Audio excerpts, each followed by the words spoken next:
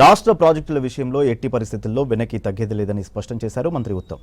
గత సర్కార్ నిర్లక్ష్యపు నిర్ణయాలతో రాష్ట్రానికి నీటి వాటాలో తీరని నష్టం జరిగిందన్నారు.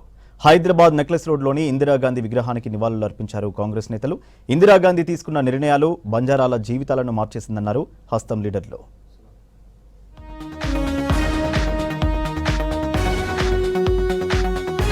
ఆల్మట్టి డ్యాం పెంపునకు రాష్ట్ర ప్రభుత్వం వ్యతిరేకమన్నారు ఇరిగేషన్ శాఖ మంత్రి ఉత్తమ్ కుమార్ రెడ్డి. ఆల్మట్టి డ్యాంపై సుప్రీంకోర్టులో కేసు నడుస్తుందని చెప్పారు. రేపు స్వయంగా ఢిల్లీ వెళ్లి ఆల్మట్టి డ్యాంకు వ్యతిరేకంగా వాదనలు వినిపిస్తామన్నారు మంత్రి.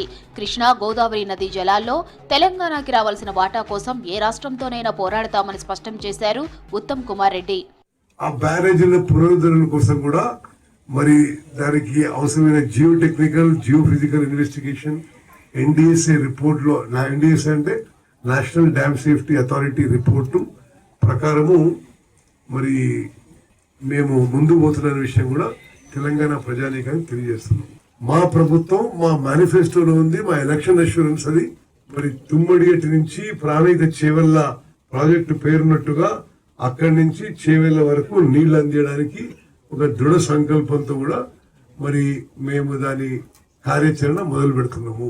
కాంగ్రెస్ ప్రభుత్వంలో అన్ని వర్గాలకు మేలు జరుగుతుందన్నారు మంత్రి వివేక్ వెంకటస్వామి. ఇందిరాగాంధీ తీసుకున్న నిర్ణయాలు బంజారాల జీవితాలను మార్చేసింది. హైదరాబాద్ నెక్లెస్ రోడ్లోని ఇందిరాగాంధీ విగ్రహానికి నివాళులర్పించారు.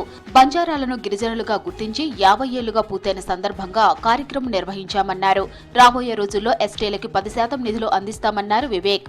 బంజారాస్ కి ట్రైబల్స్ కి 10% నిధులు కూడా కేటాయిస్తే బాగుంటుంది. నేను మొన్న కూడా ఎస్సీ వర్గానికి 18% నిధులు కేటాయించాలని చెప్పి కోరడం జరిగింది. ఇక్కడ కూడా మన ట్రైబల్స్కి 10% నిధులు కేటాయిస్తే మనకు ఏదైతే మీరు కోరినారో మంచి ఎడ్యుకేషను, మంచి ఉద్యోగ అవకాశాలు ఇవన్నీ రావాలంటే ఇది చేసేది అవసరం ఉంది. తర్వాత హైదరాబాద్ షేక్పేట్ సూర్యానగర్ డివిజన్ లో నిర్వహించిన బూత్ స్థాయి కార్యకర్తల సమావేశానికి ముఖ్య అతిథిగా హాజరయ్యారు మంత్రి వివేక్. స్థానికుల సమస్యలను అడిగి తెలుసుకున్నారు. मैं 100% जिम्मेदारी ले रहा हूँ. जब भी है बात बोले, जब काम कराने का कंप्लीट होने के बाद ही खुशी से अपन वो करना है. तो मुझे भी बहुत खुशी क्या है, यहाँ शेखपेट पे आने के बाद 33 करोड़ एक्चुअली 33 करोड़ बोल रहे निजाम भाई, 37.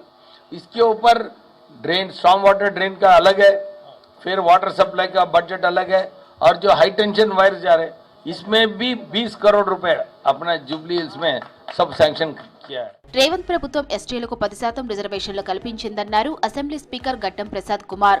రాష్ట్రంలో ఎస్టీలకు 17,600 కోట్లు కేటాయించారన్నారు. అన్ని వర్గాల అభ్యున్నతికి కాంగ్రెస్ ప్రభుత్వం కట్టుబడి ఉందన్నారు పీసీసీ చీఫ్ మహేష్ కుమార్ గౌడ్.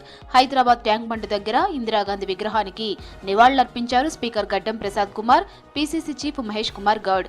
చేసిన సహాయానికి మరవకుండా ఈరోజు ఈ కార్యక్రమాన్ని చేస్తున్నందుకు తెలంగాణ రాష్ట్రంలో ఉన్న లంబాడీలందరినీ మనస్ఫూర్తిగా వారిని అభినందిస్తున్నాను.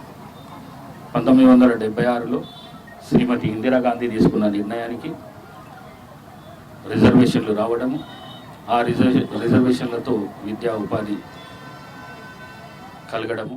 అన్ని రంగాల్లో లంబాడాలు తెలంగాణలో రాణిస్తున్నారంటే 50 ఏళ్ల క్రితం ఇందిరాగాంధీ గారు తీసుకున్నటువంటి ఒక సాహసోపేతమైన నిర్ణయం. వారు తీసుకుని 50 సంవత్సరాలు అయింది కాబట్టి శ్రీమతి ఇందిరాగాంధీ గారిని స్మరిస్తూ వారికి ఫ్లోరల్ ట్రిబ్యూట్స్ చేయడానికి ఇందిరాగాంధీ రావడం జరిగింది. ఇందిరాగాంధీ గారికి నివాళులు అర్పించుకొని 50 ఏళ్ల క్రితం ఇచ్చినటువంటి ఫలం 50 ఏళ్లుగా ఈ రాష్ట్రంలో లంబాడాల యొక్క ఆర్థిక స్థితిగతులను మార్చేసింది. వచ్చే ఒలింపిక్స్ నాటికి తెలంగాణను క్రీడా హబ్గా తీర్చిదిద్దే దిశగా చర్యలు తీసుకుంటున్నామన్నారు PCC chief Mahesh Kumar Goud. Port సిటీలో ఉప్పల తరహా అంతర్జాతీయ స్థాయి స్టేడియం ఏర్పాటుకు కృషి చేస్తామన్నారు.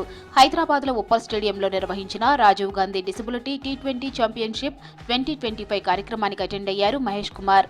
ఇంకొక పెద్ద స్టేడియం హైదరాబాద్ లో క్రికెట్ కొరకు రావాల్సిన అవసరం ఉంది. వాటికి స్పోర్ట్స్ మీద ముఖ్యమంత్రి గారికి అభిరుచి ఉంది కాబట్టి భవిష్యత్తులో క్రికెటే కాకుండా ఇటీవల మేము నిర్వహించిన జాతీయ కరాటే ఛాంపియన్షిప్ కూడా వారు సహకారం చేస్తున్నారు.